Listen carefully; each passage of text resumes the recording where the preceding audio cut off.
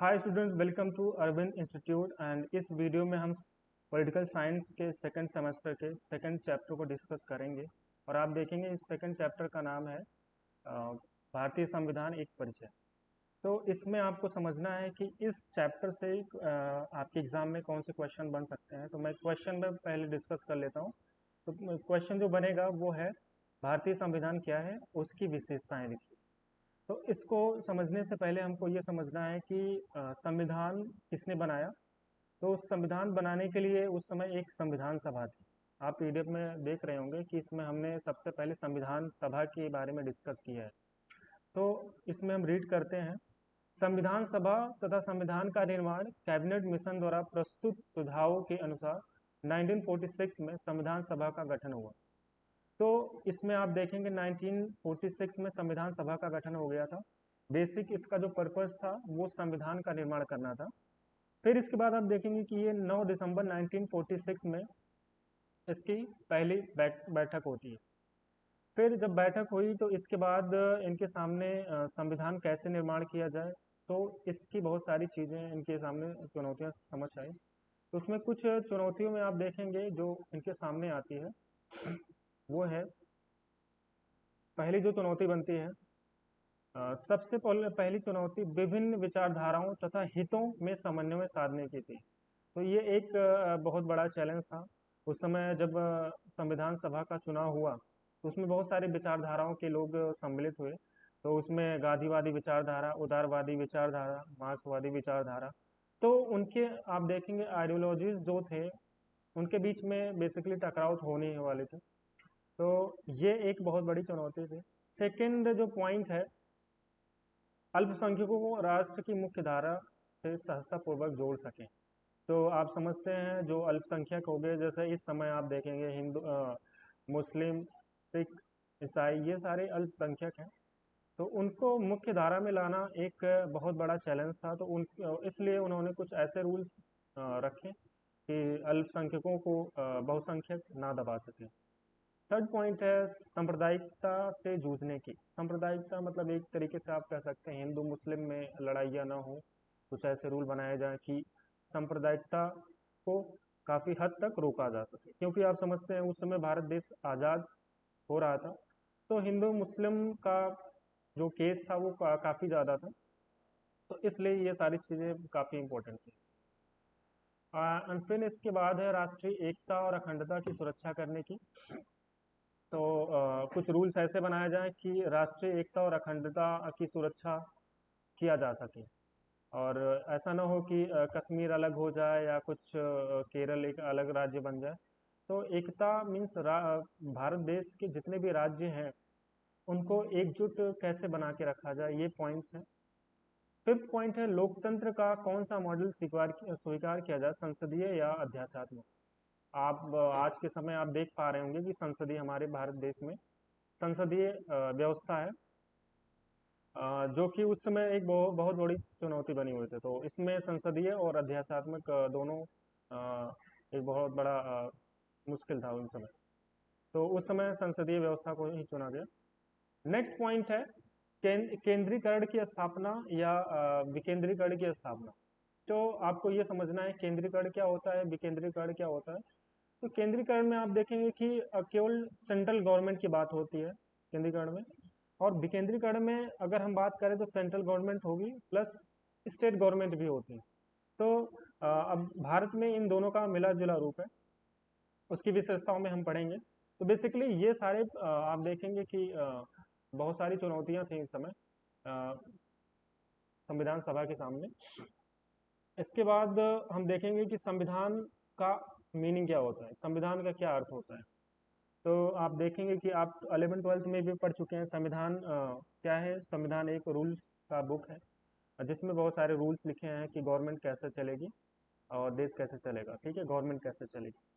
तो इसको हम रीड करते हैं। संविधान किसी देश की मौलिक कानून को कहते हैं। तो यहाँ पे यह समझना है जो राजनीतिक व्यवस्था का बुनियादी ढांचा प्रस्तुत करता है या शासन के विभिन्न अंगों, विधायिका, कार्यपालिका और न्यायपालिका की शक्तियों की व्याख्या करता है।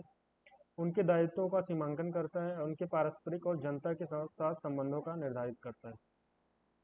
तो ये आपको समझना है, ये एक बहुत बड़ा मौलिक कानून है और इसके अधीन रहते हुए विधायिका, कार्यपालिका, न्यायपालिका आपस में वर्क करते हैं, लेकिन सबका वर्क डिफरेंट है। विधायिका का काम अलग है कार्यपालिका का, और उनके लिए सीमाओं का भी एक सीमांकन किया गया है कि वो किसी सीमा के बाहर न जाए, अपने उसी के अंडर में करें। इसके बाद हम देखेंगे कि संविधान की विशेषताएं क्या होती हैं। तो इसमें जो पहली विशेषता है लिखित और विशाल संविधान। तो यहाँ पे आपको समझना है कि बहुत सारे देश हैं जिसमें आप देखेंगे जो ब्रिटिश संविधान है वो अलिखित है, लेकिन उस समय संविधान सभा में जितने भी लोग थे उनको लगा नहीं, हमारे देश में लिखित संविधान होगा तो बहुत बड़ी प्रॉब्लम्स क्रिएट हो सकती हैं, क्योंकि हमारे देश में इतने राज्य थे तो लड़ाइयाँ हो सकती थी। इसलिए उन्होंने क्या किया कि लिखित संविधान को प्रेफर किया। और आप देखेंगे जो संविधान बना उसमें 395 अनुच्छेद, 25 भाग और 12 अनुसूचियाँ पहले उस समय नहीं थी। पहले 8 अनुसूचियाँ थी, लेकिन बाद में इसको चेंज किया गया। फिर इसके बाद है सेकंड जो पॉइंट है संसदीय व्यवस्था। जो उस समय बहुत बड़ी चुनौती थी संसदीय व्यवस्था की, वो अपनाया गया। तो संसदीय व्यवस्था में इसमें आप देखेंगे लोकसभा, राज्यसभा और राष्ट्रपति, इन तीनों को मिला के संसद बनता है, और ये काफ़ी इम्पोर्टेंट है इंडिया के लिए।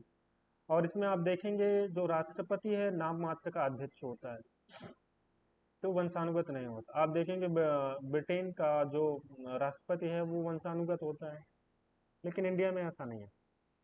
नेक्स्ट पॉइंट है संविधान की सर्वश्रेष्ठता। अब देखिए संविधान की सर्वश्रेष्ठता में ये होना चाहिए हुआ है कि जो संविधान बनाया जाएगा वो सर्वोच्च कानून होगा। ये नहीं कि दूसरा कोई कानून बना के इससे हम काफ़ी ऊपर कर दें इसको, तो ये नहीं किया गया। संविधान की सर्वश्रेष्ठता को ही माना गया यहाँ पे।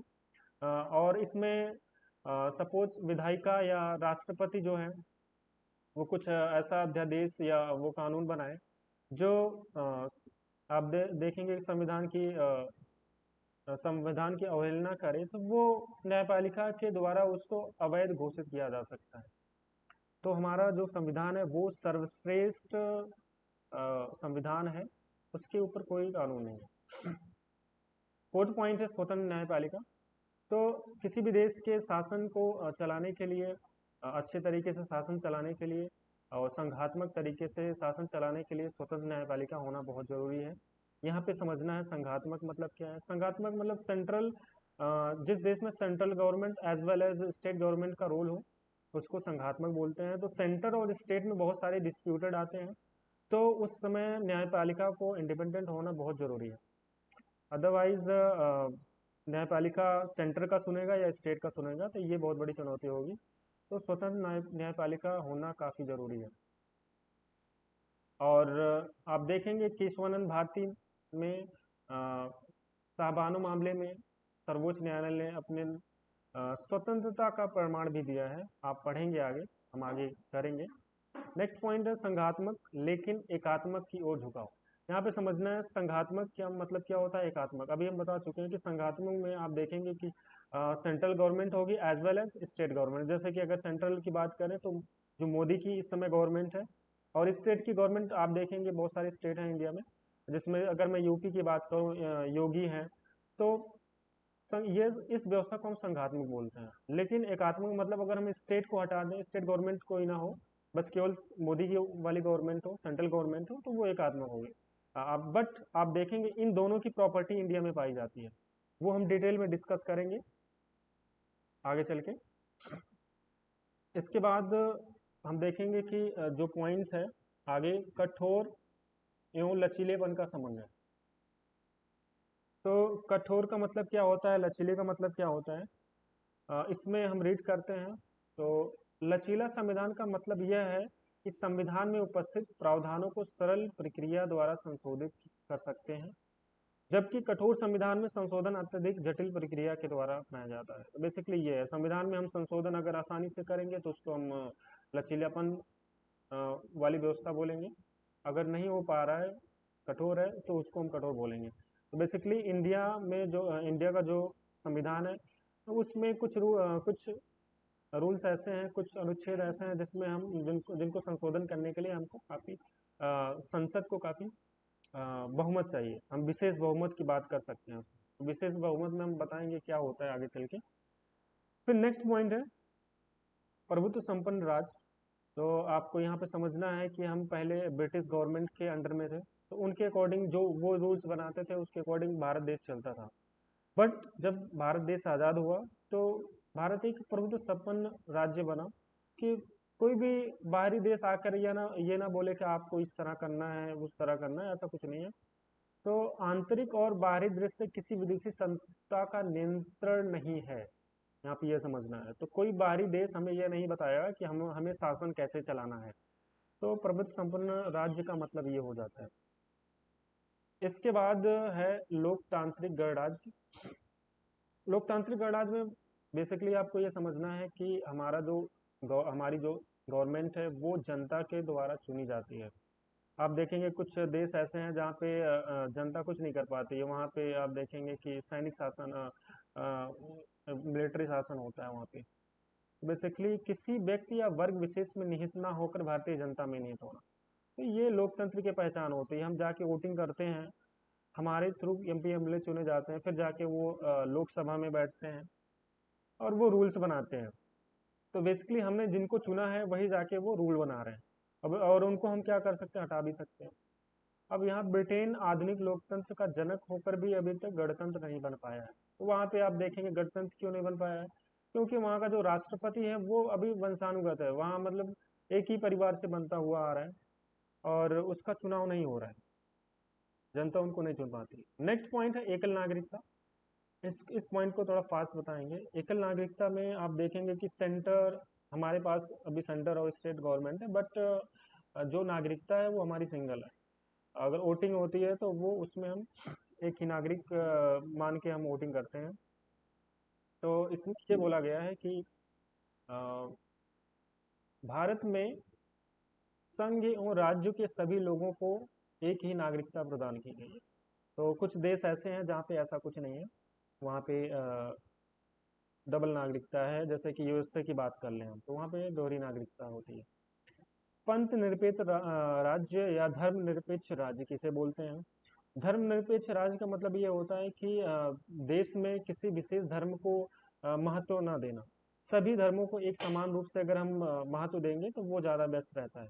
इसीलिए आप देखेंगे जब संविधान सभा बनी थी तो उन लोगों ने इसको डाला, मतलब धर्मनिरपेक्ष राज्य का कोई पॉइंट अनुच्छेद उसमें नहीं डाला, लेकिन इसमें आप देखेंगे 42 अमेंडमेंट के द्वारा इसको इसमें भारतीय संविधान में डाला गया। और जो उसका अनुच्छेद है 25 से 28 के बीच में है। तो सभी धर्मों को समान रूप से इसमें सम्मान करना ही एक धर्मनिरपेक्ष की प्रॉपर्टी मानी जाती है। नेक्स्ट है नीति निर्देशक तत्व, और फिर 12th है मौलिक अधिकार। तो मौलिक अधिकार हम पहले डिस्कस कर लेते हैं। तो आप देखते हैं आपके कुछ फंडामेंटल राइट्स हैं वो काफ़ी इंपॉर्टेंट है। किसी राज्य में घूमने की या आपको आप देखेंगे कि इसमें आप देखेंगे कि टोटल 6 मौलिक अधिकार दिए गए हैं। इसमें फर्स्ट जो है समानता का अधिकार है। सेकंड है स्वतंत्रता का अधिकार है। फिर शोषण के विरुद्ध के अधिकार है। धार्मिक स्वतंत्रता का अधिकार है। संस्कृति सांस्कृतिक शिक्षा संबंधी अधिकार है। संवैधानिक उपचारों का अधिकार है। ये सारे पॉइंट्स हैं जो आपको मौलिक अधिकार, एक फंडामेंटल राइट्स देते हैं। अगर इसका हनन होता है तो आप सुप्रीम कोर्ट, हाई कोर्ट में अपील कर सकते हैं। और 14 पॉइंट है कि कल्याणकारी राज्य की स्थापना की जानी चाहिए कि सभी का कल्याण हो सके। ऐसा नहीं, कुछ रूल्स ऐसे बनाए जाए कि जो गरीब हैं वो उनका भी कल्याण हो सके। समाजवादी में ये भी डिस्कस करेंगे आगे चल के, हम आगे वीडियोज में। तो बेसिकली इसमें आप देखेंगे, इस वीडियो में आपने देखा कि हमने संविधान सभा के बारे में डिस्कस किया। 1946 में संविधान सभा बन गई। फिर इस संविधान सभा के सामने बहुत सारी चुनौतियां आई, उसको भी हमने डिस्कस किया। फिर इसके बाद देखा कि संविधान सभा क्या है, संविधान क्या है, संविधान संविधान की विशेषताएं क्या हैं, उसको हमने डिस्कस किया। तो क्वेश्चन ये बन जाएगा कि संविधान क्या है, what is a constitution and what is the properties of constitution. तो ये चीज़ें आपको समझना है। तो अब देखिए इस नोट्स का जो PDF है आपको टेलीग्राम चैनल पे मिल जाएगा, हम लिंक में शेयर कर देंगे। और आपको जो भी प्रॉब्लम्स हैं वो आप इसके कमेंट बॉक्स में जाके आप उसको टाइप कर सकते हैं।